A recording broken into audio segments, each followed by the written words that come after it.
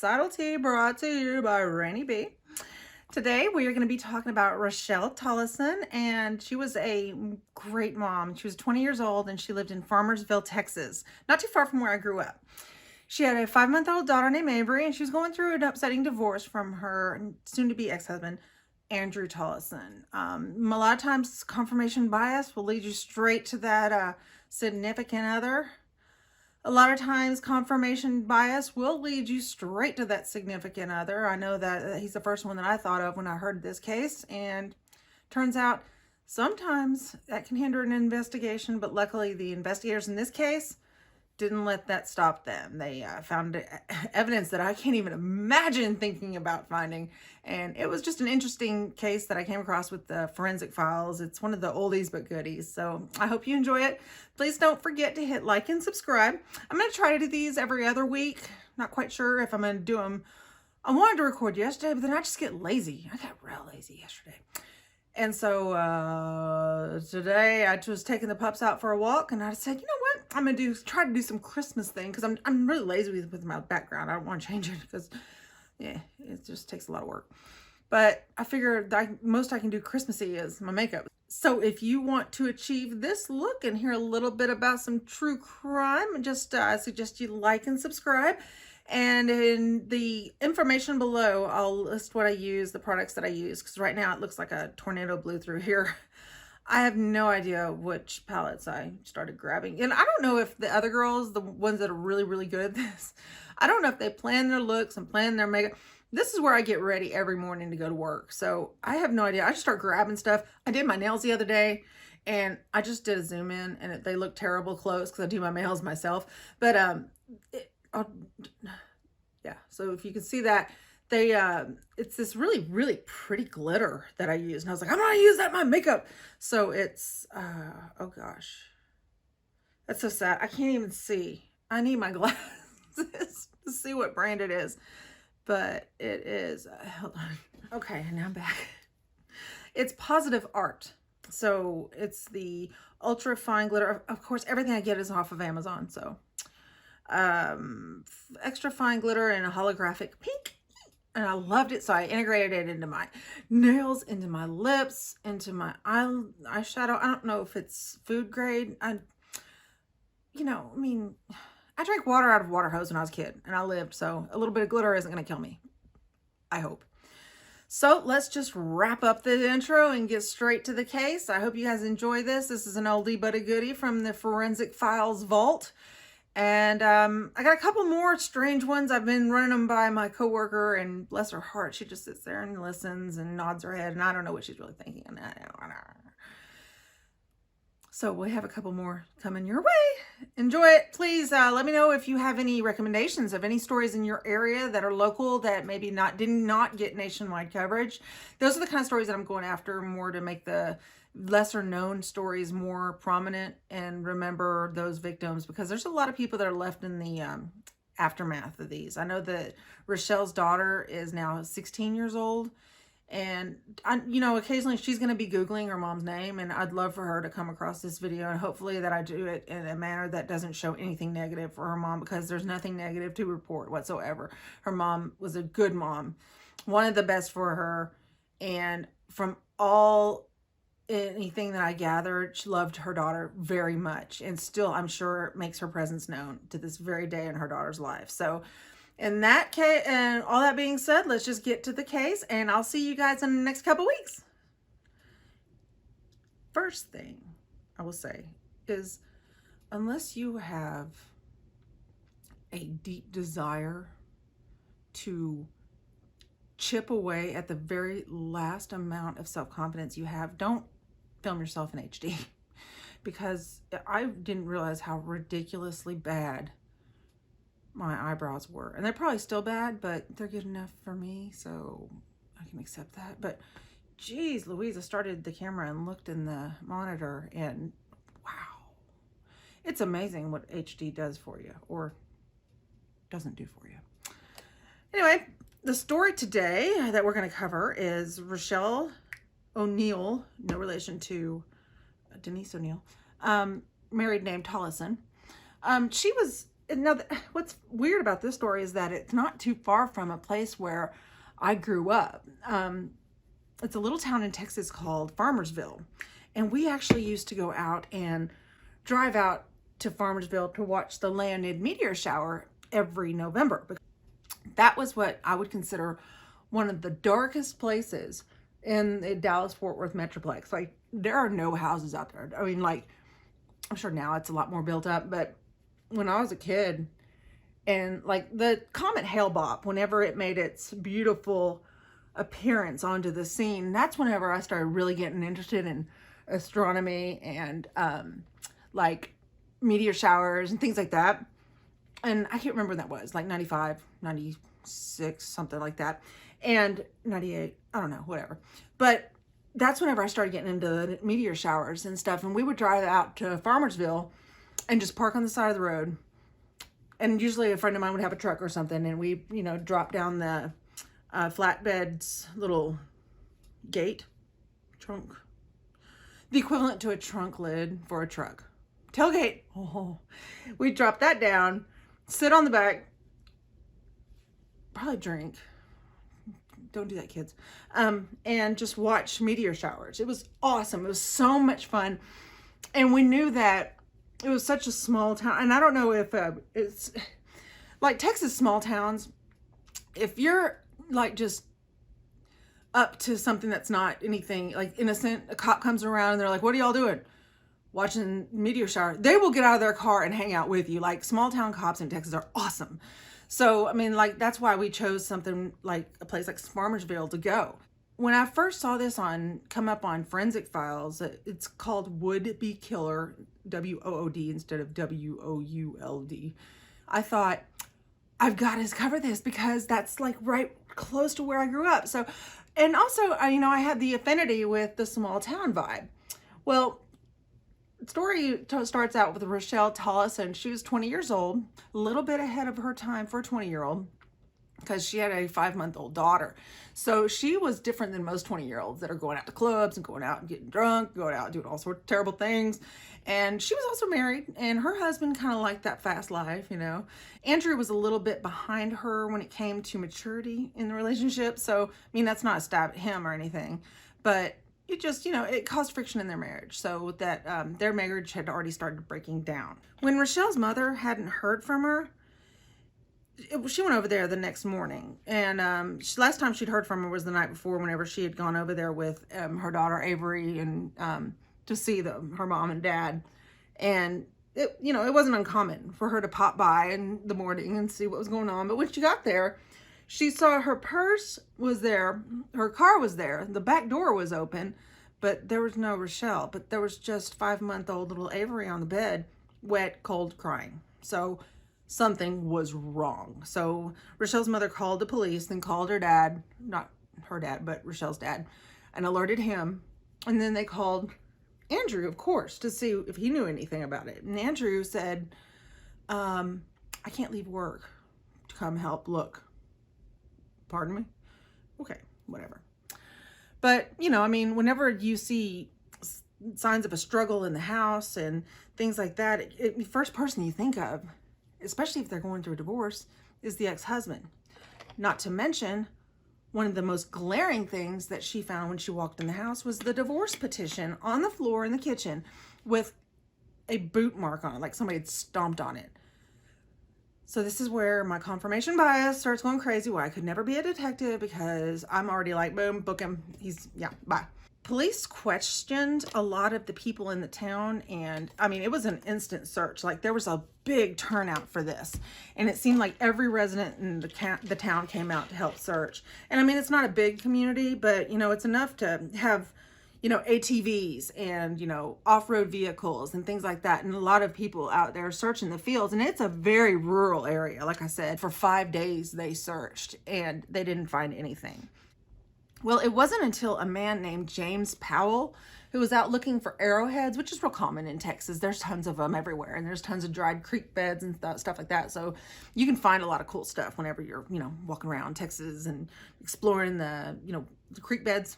I think I just said that very same thing. But anyway, James Powell was out there looking for it, and then he saw what looked like 2 feet sticking out of a pile of brush. So that's when he alerted police. Well, police came out. They found several logs, parts of her clothing, different like pieces of a tarp, the little rings from the tarp that you used to tie it down, things like that. And that was all scattered on the way to where the pit was. So, and it seems like the killer tried to burn Rochelle's body to get rid of all the evidence, which is, common. Well, to the investigators, the first person that they would look at would be Andrew, of course, in any, investigation that involves this kind of thing. The divorce wasn't Andrew's idea. But the thing is that Andrew had an alibi because he was at a party the night before that tons of people were at. And when contacted, Andrew's friends stated that he was way, way too drunk to have even been able to drive to her house, much less hurt her, because he was so drunk that he couldn't even hardly walk to his house from the car. There was absolutely no way that he could have driven anywhere. So he would have been home that entire night. But then his alibi appeared to check out until they learned that the party that Andrew was at, there was a bonfire at that party. So this was an interesting coincidence. And since Rochelle's body was had been burned in a fire pit, Lieutenant Larry Smart wanted to get those logs and see if they could get any sort of correlation between the logs that were at the fire pit or the logs that were at the crime scene or the bonfire. If they get any sort of matching, those wood species or whatever, saw marks, things like that, forensically, if they could link any of those. So they collected those logs and they sent them to Dr. Henry Gracino Mayer. And I'll just call him Henry, but it's spelled Henri. So I love the way they pronounce that in French. Henri. Oh, I think it's that.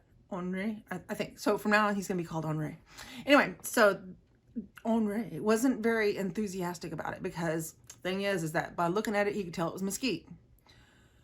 Well, mesquite has tons of little bitty baby vessels in it. So you really can't tell the kind of, like whenever you saw wood down, there's very distinct rings and different kinds of species of wood that you can tell the age of it and match it up to things. Not the case in mesquite wood. And it's so common in the desert areas that it's not really a good forensic tool. But Henri had been reading about some research that had been going on lately in regard to detecting different kinds of elements in wood. So at this point, Henri sent the wood to a gentleman by the name of Dr. Madavi Martin. And Dr. Martin was at the Oak Ridge National Laboratory in Oak Ridge, Tennessee. Dr. Martin got these samples and then he subjected these samples to a concentrated laser light.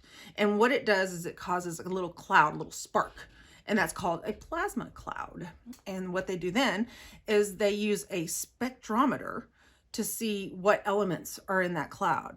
And your standard elements came out of that cloud, your typical ones, the hydrogen, nitrogen, carbon, oxygen, all that kind of stuff came out of it, vaporizing. But then there was one that stuck out like a sore thumb. Titanium. Wait, what? Titanium does not occur naturally in wood. So what does that say?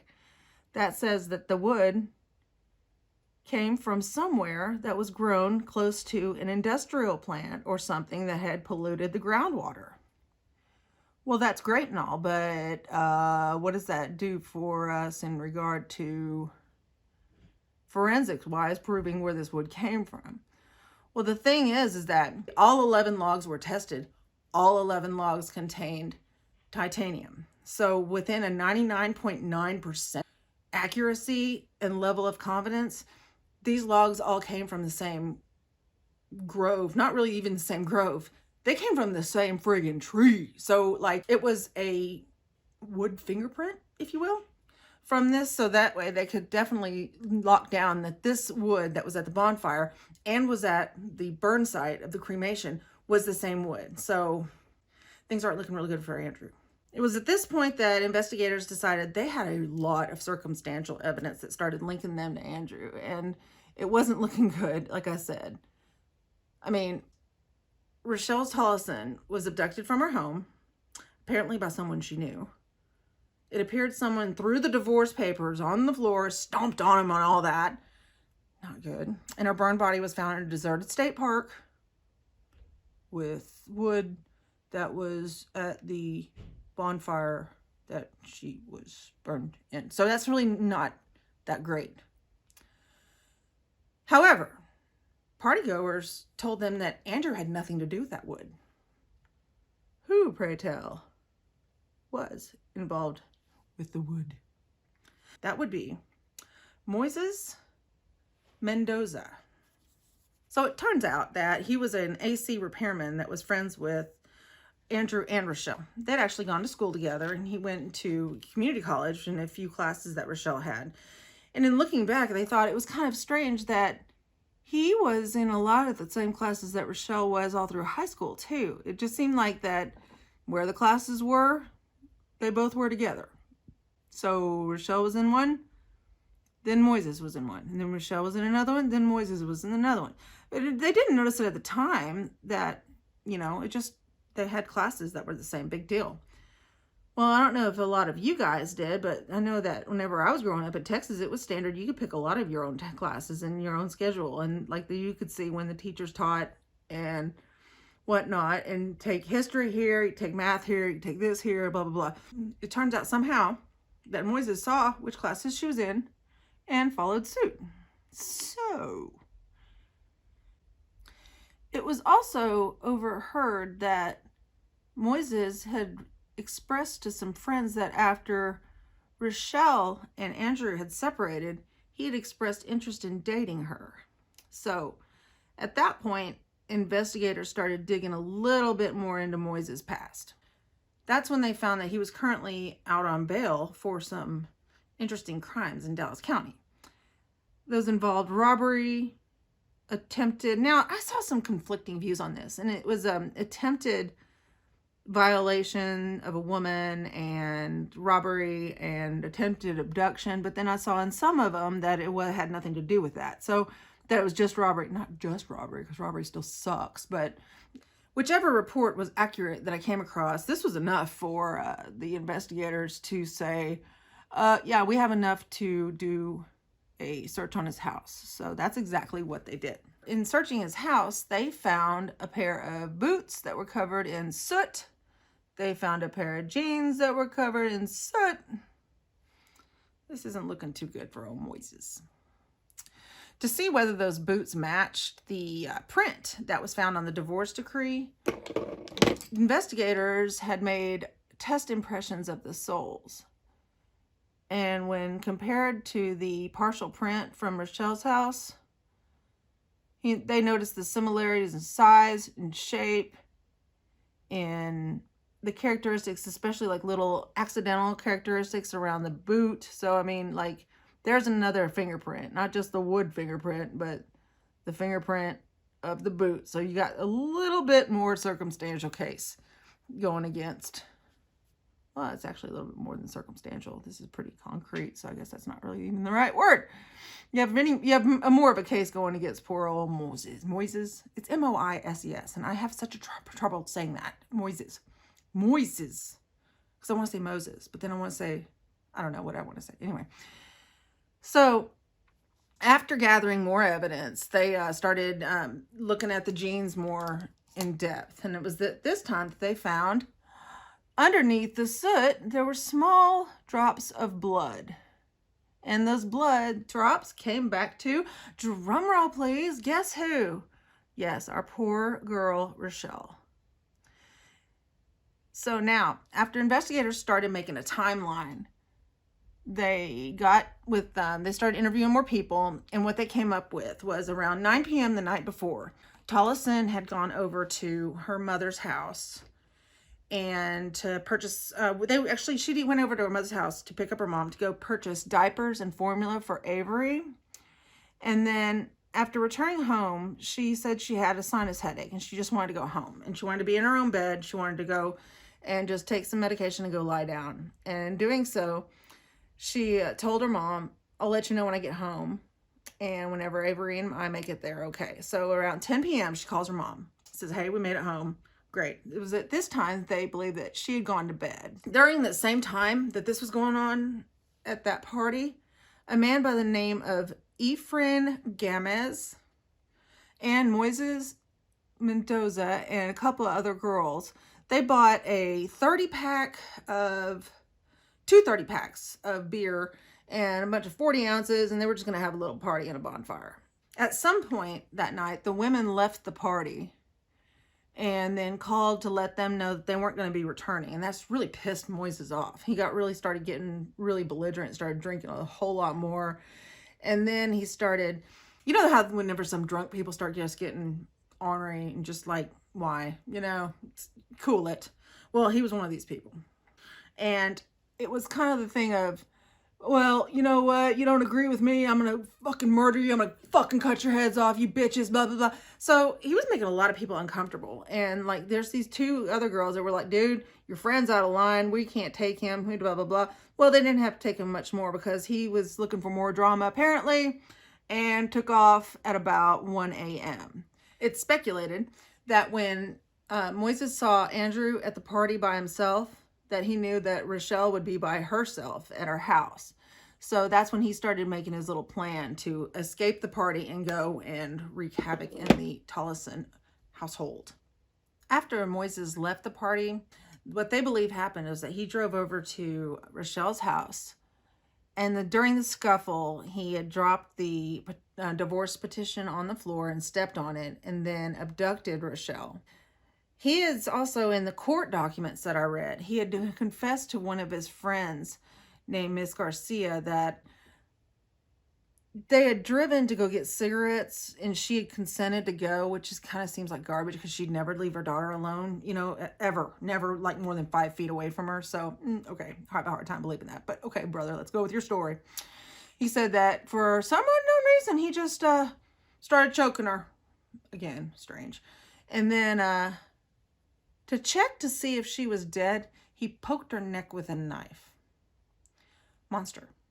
He hid her body behind his house and then later drug it out to a Brushy Creek. It's a place out near, it's off of 380. Yeah, if you go onto Google Maps by Farmersville, you'll see 380 running through it. That's where he took the body. If you see like just some off areas of creek beds and stuff, and there's an area called Brushy Creek, and that's where he dragged the body to. So he was fine with taking her body out there, but then he wanted to burn her fingerprints off. That's what he said, that the whole reason that he started burning the body. And he confessed this whole thing to his friend. So of course she went to the police. And so with all this evidence combined, they had enough to have an arrest warrant, which is funny because by him thinking that he was getting rid of all this evidence, he actually created more evidence because the chemical fingerprint of that wood linked him anyway. So thanks, brother. You know, not only did you create more evidence, you also created a stronger case against you. So thanks for that. After 3 weeks of jury selection, 1 week of testimony, 4 hours of deliberation, 6 women and 6 men found Moises Sandoval Mendoza guilty and decided his fate would be to die by lethal injection. Texas likes to do that. They like to do the death penalty a lot, which, you know, like I've said in other videos, I'm completely okay with. The Mendoza family exited the courtroom at the same time as the O'Neills did.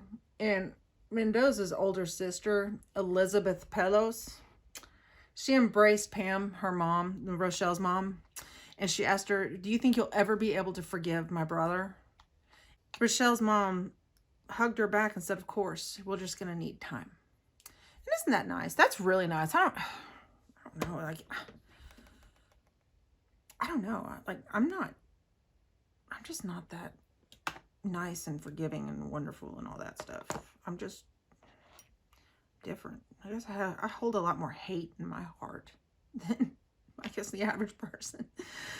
But I guess in the end, the best thing for the family is to be able to forgive, because, child, I'm telling you, I would hold on to that anger That's just who I am. I guess that's something I should work on. Please hold. And as you guys know, I can't do my eyelashes on camera, but I'm going to try. And we'll see how it works. A little bit of mascara. And of course, he's appealing his case. I don't know what on what grounds. Like, I read the appeal and everything, and it just got so boring because... give me a break, dude.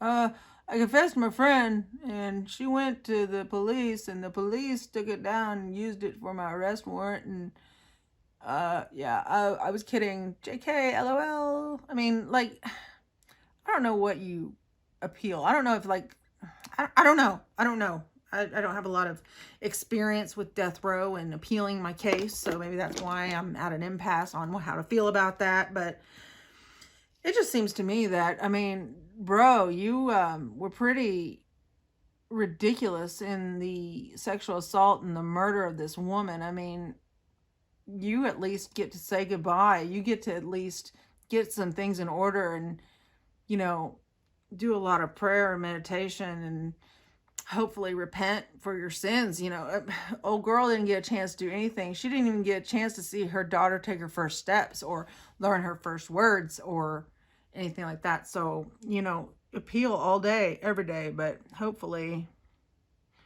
good old Texas will keep their nice little reputation of... why do I smile so much when I talk about executions? That's so weird. Anyway, but maybe old Texas will keep their reputation of being the Lone Star Killer state and get old boy off the taxpayers' dollars pretty soon because, well, Michelle ain't around to watch her daughter start to date and start to drive because this was in 2004. So now it's, you know, she's 16 years old.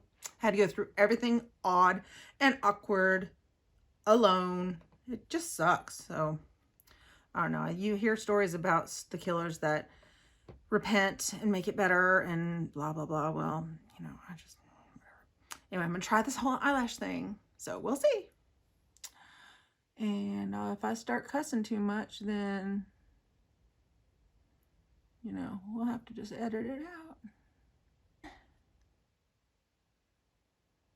I'm doing this new thing where you attach it underneath the eyelashes. So it's super, super light. And you only use a half of one. So it's like not even a full one. Ooh, see? So I cut it off. And then it's a lot easier to just kind of like stick it and go. Which obviously for somebody, I'm not very neat with it because it sticks to my hand all the time. Hold on. So it makes it where you can just stick it and go. And that's what I need because I obviously have trouble beyond the average person when it comes to these. But when you do it underneath, it's just so light. You don't even notice them. Oh, it's amazing. So that's not too bad. Anyway, so I hope you guys enjoyed that story. And tell me how you feel about that. I don't know if you guys are as pro lethal injection as I am. But I was having a talk with one of my coworkers. And she was almost swaying me the other way because I saw that news article about those couple of men that just got executed and I was like, good, yeah, you know. And she told me about how young the guy was when he did it, how he changed his life, what led up to those events, and if someone could really be capable of genuine change. And if so, are you still executing the same person? Like the person on trial, is it the same as the person that is around today? So would the life sentence be better to have them have their life be spared and hyper aware of their situation, or do you make sure that the family gets the closure of the death sentence being followed through with? You know, it's just it's a very strange, hard line to cross, because it's just a really hard line to cross, because it just seems like, well, what good is the death penalty if it's just going to get commuted anyway? You know, I don't know. And how much of it is garbage when they say that they've changed? Is it just them blowing smoke because they're afraid? I love this stuff. Oh, lip gloss. I've been using this for so long. Back when I used to go to clubs all the time, out there shaking it to the best of them. And I'm telling you, girl, it does not quit all night. You can be dancing, you can be this, but then the best part of this lipstick, I don't even have a piece of paper to show you. I do this at work all day. People are like, hey, Rainy, see ya. I can use this. It's my eyelash glue box that it came in. But people at work are like, Rainy, yeah, we know your lipstick doesn't move. But oh my gosh. Look, I mean, oh my goodness, it's amazing. You think it red would just get everywhere. No, it doesn't. It's wonderful. I love that. So anyway, but let me know in the comments if you guys, you know, feel the same way that I do about that old death penalty, or if you think that I'm a little bit harsh with that. Hey, there you go. A little Christmas inspired makeup. Put a little bit of powder on this, and then we'll be ready to go. I should put a little Botox on his forehead, but anyway. All right, well, I'm going to try to do videos every other week because I'm busy and I have a job that requires me to be focused and not researching true crime, which I'd rather be doing. Just kidding, boss, if you see this. But we'll see you in a couple of weeks. And don't forget to like and subscribe. And then soon I'll have enough videos where these will be different videos each side, because you put a video here and then one right here, and then we'll see you next time.